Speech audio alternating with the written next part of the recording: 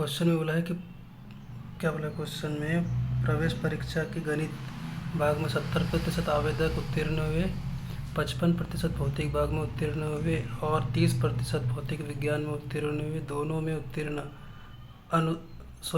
उत्तीर्ण या अनुत्तीर्ण है ना। देखिए फिर से, प्रवेश परीक्षा के गणित भाग में 70% आवेदक अनुत्तीर्ण हुए और 55% भाग भौतिक भाग में अनुत्तीर्ण हुए और 30% भौतिक विज्ञान गणित दोनों में, मतलब ये भौतिक विज्ञान और विज्ञान एक ही है ना, गणित दोनों में अनुत्तीर्ण हुए। दोनों विषयों में उत्तीर्ण विद्यार्थियों का प्रतिशत कितना है। मतलब कहने का मतलब ये बोला है कि 70% आवेदन जो गणित में अनुत्तीर्ण हुए और 55% भौतिक विज्ञान में। यहाँ पे भौतिक विज्ञान करो ना, भौतिक विज्ञान भाग में अनुत्तीर्ण हुए तो, और 30% जो है वो दोनों भाग में। तो इस क्वेश्चन को कैसे करेंगे, देखिए इस क्वेश्चन को हम करते हैं, इसको डायग्राम से कर लेते हैं, डायग्राम से। ठीक है, एक डायग्राम ऐसा बना लेते हैं। यहाँ लिख लेते हैं हम गणित, ठीक है, और यहाँ लिख लेते हैं हम लोग फिजिक्स, मतलब भौतिक विज्ञान, भौतिक विज्ञान। ठीक है, भौतिक विज्ञान। तो बोला है गणित में कितने प्रतिशत उत्तीर्ण हुए, गणित में 70%। तो यहाँ पे लिख देंगे हम 70%। और इसमें भौतिक विज्ञान में कितने प्रतिशत बोला है, 55%। तो इसमें लिख लेते हैं हम लोग 55%। ठीक है, 55। और दोनों में कितना, 30%। तो दोनों में 30% लिख लिया। ठीक है, अब यहाँ केवल गणित में निकालेंगे तो हम कैसे निकालेंगे, 70 में से 30 जाएगा, 40% जो है केवल गणित में। ये प्रश्न में है, याद रखना ये प्रश्न में है। ठीक है, प्रश्न में तो 40%। और इसमें से हम लोग 55 में से 30 निकालेंगे, मतलब केवल ओनली भौतिक विज्ञान, तो 25% निकल जाएगा ओनली भौतिक विज्ञान। ठीक है, तो अब ये अपने पास में आ गया। ये भी सब अनुत्तीर्ण वाले निकलेंगे क्योंकि ये दोनों में अनुत्तीर्ण है 30%, ये भौतिक विज्ञान में अनुत्तीर्ण है ना, भौतिक विज्ञान में अनुत्तीर्ण है। और ये ओनली 55% जो है, ये 25% ओनली भौतिक विज्ञान में और 40% जो है गणित में। ये दोनों में है और टोटल में।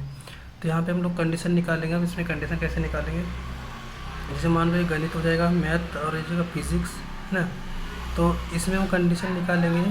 तो कंडीशन बनेंगे इसमें, एक तो दोनों में पास हो जाएगा, ठीक है, दूसरा हो जाएगा दोनों में फेल, तीसरा हो जाएगा, इसका शॉर्ट ट्रिक बता रहा हूँ, दूसरा तरीका भी है इसका, ठीक है, करने का।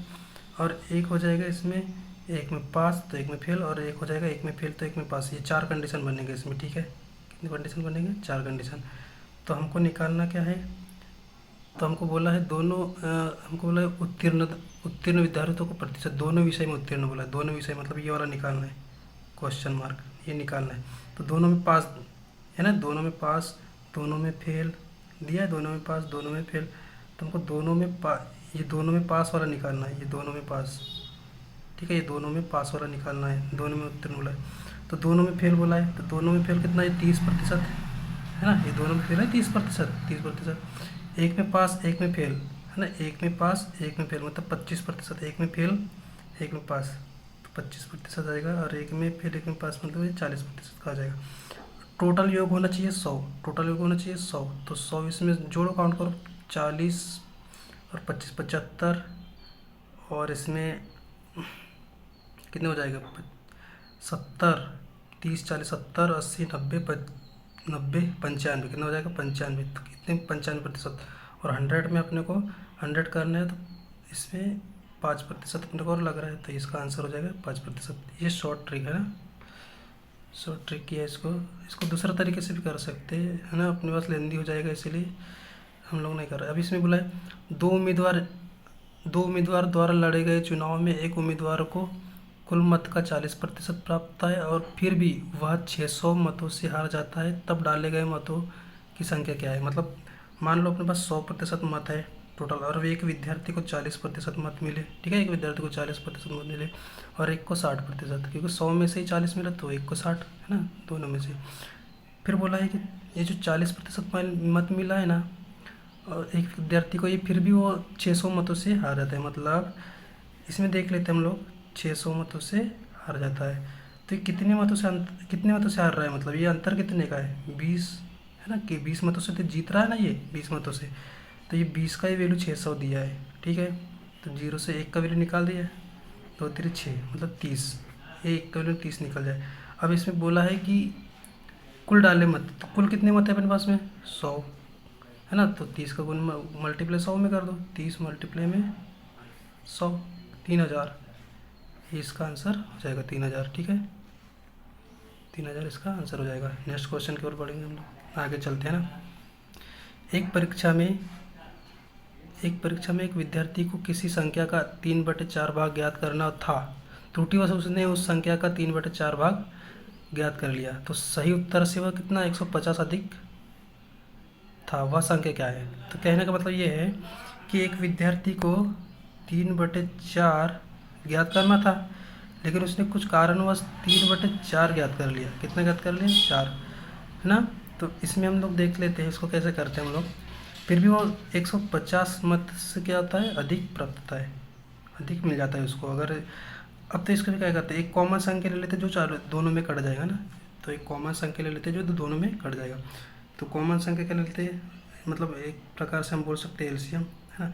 तो यहाँ पे 28 आ जाएगा, 28 का एलसीएम ले लेते हैं। इसमें भी 28 का मल्टीप्लाई कर देते हैं। 4 7 28, 7 21, ठीक है। 14 दूनी 28, 3 दूनी 6 को नाम मल्टीप्लाई करेंगे ना इनका, है ना, 7 कर देंगे मल्टीप्लाई। तो यहाँ पे डिफरेंस देखो, यहाँ पे डिफरेंस कितने का है? कितने का? 15 का। तो ये 15 का तो वैल्यू दिया है इसमें 150, है ना। 15 का ही वैल्यू 150 दिया। निकालना क्या है अपने को, पास में अपने को निकालना है। एक परीक्षा में एक विद्यार्थी को किसी संख्या का 3/4 भाग ज्ञात करना, तो त्रुटिवश उसने उस संख्या का 3/4 14 सॉरी 4 नहीं 14 3/4 ज्ञात करना होता, जो सही उत्तर से 150 अधिक। तो वह संख्या कौन सी मानी थी अपन ने? 28 मानी थी। तो 28 का मल्टीप्लाई कर दो, ठीक है। तो काट दो इसको, कितने बार जाएगा? 10 बार। मल्टीप्लाई गुना कर दो तो इसमें हो जाएगा 120। ये इसका आंसर हो जाएगा।